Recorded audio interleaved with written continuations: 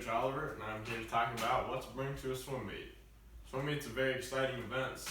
However, you gotta be prepared for them, or else you're gonna have a bad time. So, you need to bring these items. Otherwise, you will notice very quickly that you have some problems. Number one, an official Anaconda swimsuit. Alright? Depending, it might be an older suit, but as long as it's the black Anaconda suit with the logo, you're all good. Alright? For practice, wear whatever you want, but for the meets, please wear the official team suit.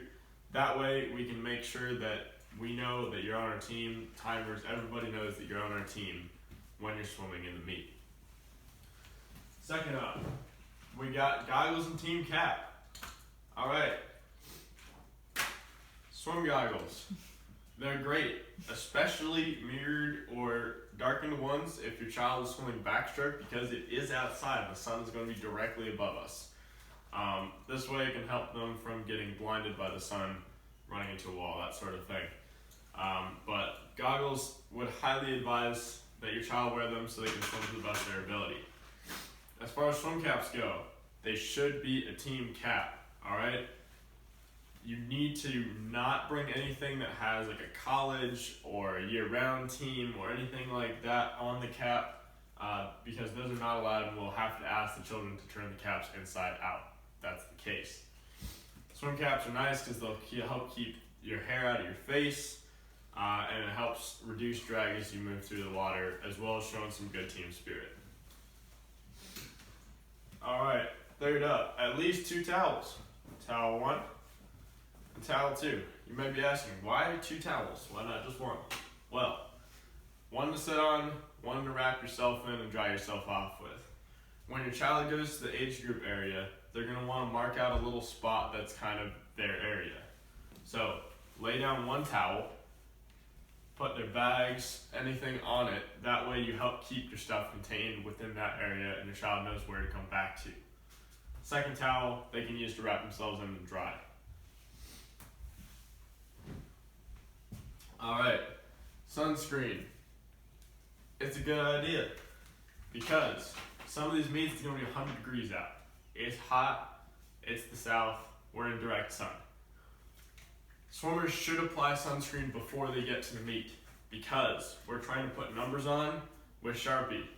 If you try to put sunscreen over Sharpie, it's going to come off. But they should bring sunscreen with them to reapply as needed throughout the meet, because the meet will be several hours and they are going to be in the water. The other thing is, if you try to put sunscreen on right before the meet, then they're going to have to jump in for warm-ups and it'll just come off anyway. In that same vein, a refillable water bottle like this. You're going to want something that you're able to refill from water fountains and things like that, because your swimmers will get thirsty through the meet, and man cannot live off Kona ice alone. They should continually be drinking water throughout. Try to check in and make sure that they keep hydrating, because they may not feel that they're sweating, but they are sweating in the water. And dehydration is a real issue when it's this hot. So please, make sure they have a water bottle, make sure they keep drinking water. Hat and sunglasses. Hat will help keep the sun off the swimmer's face as well as neck if it's one like this with the wide brim. Sunglasses help make sure they're able to read heat sheets and walk around without squinting everywhere, especially if they're reflective.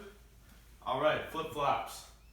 It's fun to not burn your feet on the 100-degree deck, especially when you're walking around. So yeah, flip-flops. And then, finally, we got the team bag. Our lovely sponsors at Carolina Dentistry have given us these bags with name tags already on them. Alright? You can keep most of this stuff in the bag and it'll help keep it contained for the swimmers. So, put the stuff in the bag, they can keep this with them on their towel, and it will help give you a better chance of actually bringing some of this stuff home as opposed to just losing it every meet. As far as what parents should bring, good snacks for the swimmer. Alright? Concessions are awesome, but it's also good to bring things like granola bars,